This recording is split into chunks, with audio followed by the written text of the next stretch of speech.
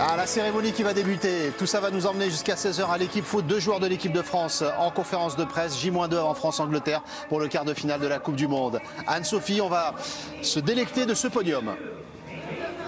Un très beau podium avec Denise Herrmann et Markéta Davidová qui vont accompagner donc Julia Simon sur ce podium. Le deuxième podium de sa saison pour Julia après sa victoire sur la poursuite. La semaine dernière, on l'a laissée sur un podium sur la plus haute marche. C'était sur la poursuite dimanche et on la retrouve dès jeudi à nouveau sur la boîte. Julia Simon, troisième. Et je suis désolée, on ne va pas lui donner le jaune tout de suite. Mais Saouda le récupérera sur la prochaine course. Mais on la retrouvera donc avec ce dossard jaune sur la poursuite. Ce sera samedi. Ça vaut victoire, un dossard jaune. Hein? Oui, une belle récompense, ouais. Julia Simon.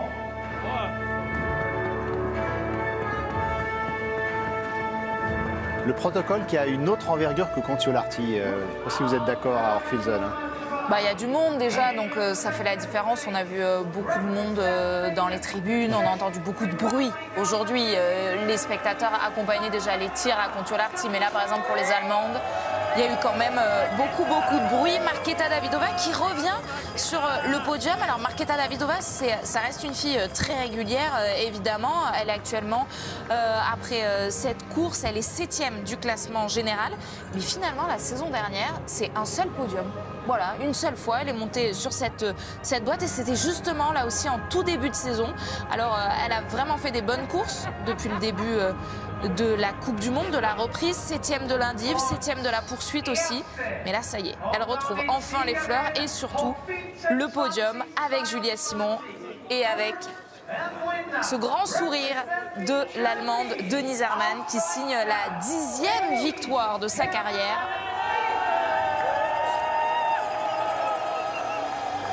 Et le premier podium pour elle cette saison, déjà 2 cérémonies des fleurs, mais elle n'avait pas encore pu monter sur ces marches-là, ni sur la plus haute marche, donc Denise Herrmann, qui elle aussi fait un bon classement général, mais on aura le temps de revenir dans le détail du classement général dans quelques instants. Pour la petite histoire, les bouteilles qu'on leur donne, là, elles pourraient profiter de faire comme les podiums de Formule 1. Parce que c'est pas bon. Parce que c'est vraiment imbuvable. En tout cas. Donc avec modération, sans aucun problème. Ah, non, ouais, avec modération, ça c'est sûr, mais c'est vraiment pas bon. On ne citera pas la marque alors. Un nouveau podium pour Julia Simon et on vous le rappelle, le plus important pour elle, le dossard jaune de leader du classement général. Une première dans sa carrière, c'est la 7e française. On fera un petit jeu avec Vincent et Fred pour savoir si vous les avez toutes, les 6 françaises qui avaient endossé ce dossard jaune avant Julia.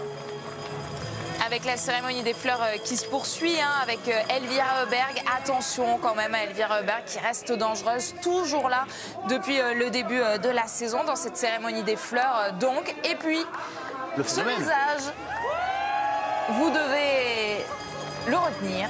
Le visage de Anna Maria Lampic, première Coupe du Monde donc pour la fondeuse de 27 ans, 7 sur 10.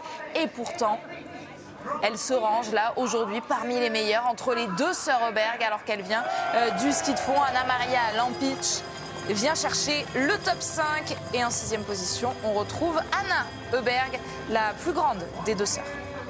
Anna Maria Lampic aujourd'hui qui a quand même rendu une copie de 27 secondes en temps de ski à Elvira Heuberg. Quand on voit la vitesse de déplacement d'Elvira la semaine dernière, c'est-à-dire 3 courses, 3 meilleurs temps de ski, ça en dit long sur le niveau de ski de Lampic.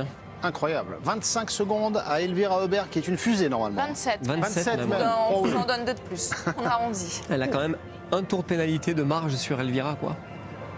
Heureusement qu'elle a tiré à 7 sur 10. Heureusement, ouais.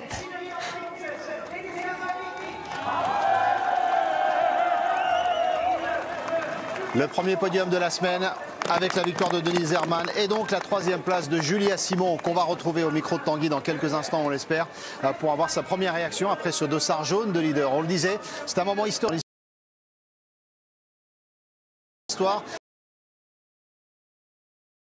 français. C'est si rare. C'est la 7e seulement dans l'histoire à endosser ce maillot jaune de leader qui fabrique tant d'émotions et tant de légendes dans le biathlon. Alors elles sont donc 6 avant elle. Elles sont 6. Lesquelles? Allons-y. On commence par Fred Jean. Non, alors, non, je joue pas moi. Je fais jouer. Est-ce que vous les avez? Fred, on commence par vous. Alors je dirais en premier Anne Briand. Anne Briand, Anso, c'est bon? Validé. Vincent? Corinne Niogret. Validé. Corinne Niogret. Validé aussi, ça fait 2. Fred? Emmanuel Claret. Ouais. Ça fait 3. Vincent? On est dans l'équipe de Greg là, allez. Sandrine Bailly. C'est OK. Ok, on est à 4, il en manque 2. Il en manque 2. Bah, enfin, Fred, c'est Justine facile. Breza. Justine Breza, c'est bon. Bien sûr, la Et dernière. enfin. Vincent qui joue. L'égalisation. Allez, je vous accorde même la victoire si vous l'avez. Non, Allez, Vincent. non. On lui donne un indice? Plus récent. Donnez-lui un indice. Non, c'est récent. Ah, je le donne? Oui. Stéphanie de Monaco.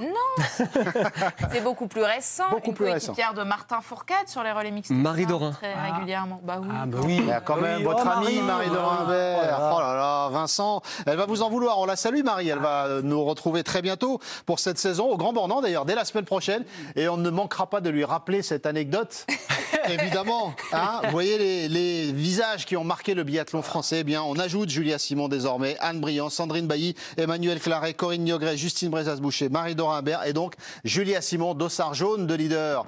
La performance de Julia. Vous disiez tout à l'heure, Fred, avant de la retrouver avec Tanguy, on l'espère dans quelques instants, il y a beaucoup de choses qui vous passent en tête avec ce dossard jaune. Mais racontez-nous, tiens, qu'est-ce qui vous vient? Quelles sont les émotions, les images, les scènes auxquelles vous repensez?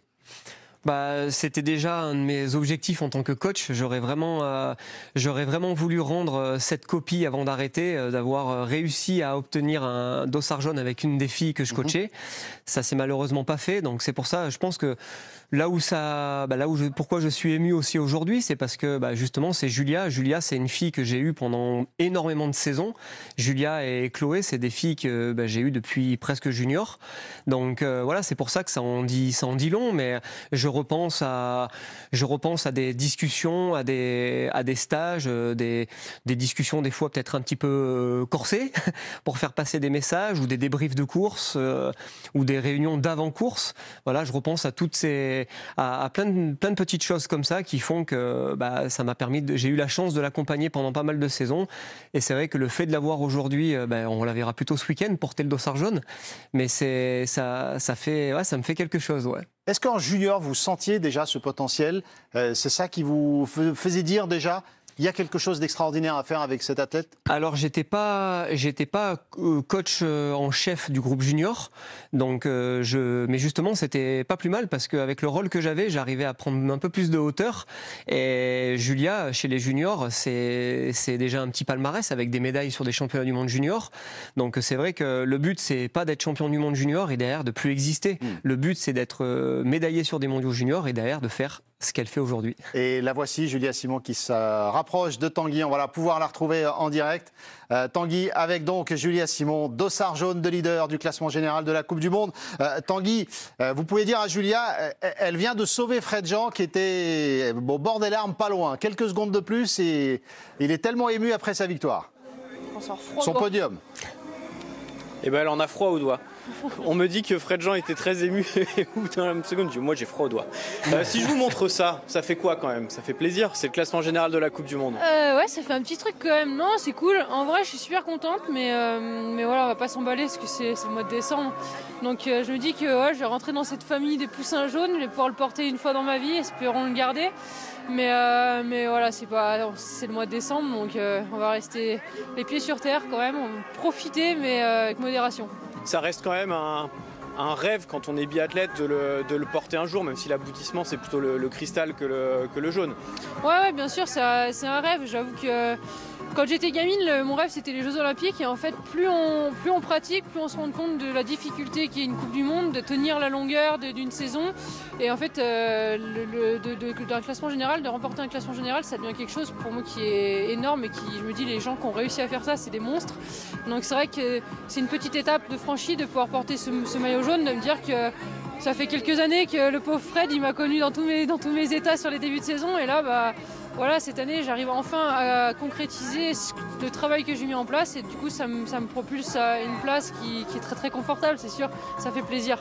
Pour autant, le biathlon, ça va vite. Il y a une poursuite, vous allez partir 3e, Davidova 2 secondes devant. Il y a encore des belles choses à faire et que l'objectif, ce ne sera pas de défendre ce maillot jaune, mais d'aller attaquer les cibles, comme disait. Oui, bien sûr. Le maillot jaune, il ne se défend pas, il va se chercher. Donc c'est en allant à l'attaque à chaque course, en allant chercher ses points, en se bataillant, quoi. Après, voilà, je l'aurai sur le dos. C'est vrai que ça va être quelque chose de magique, de génial, à voir combien de temps je réussirai à le tenir, mais c'est surtout course par course, construire chaque course comme je l'ai fait jusqu'à maintenant, réussir à passer ses couchers et faire la différence sur ses deux bouts, ça sera mon objectif et c'est vrai que là j'y crois pas trop, j'ai un peu du mal à y croire, donc voilà, on va profiter de tout ça et me remettre tout de suite samedi dans la compète.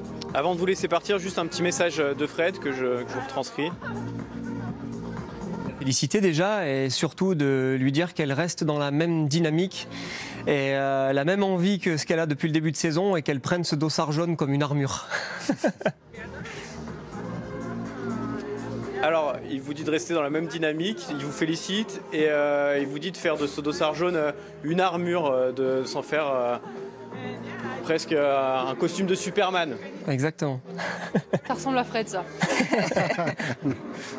Je crois que le bouquet de fleurs a trouvé preneur avec Lionel. Hein. Parfait. Non, mais en tout cas, merci.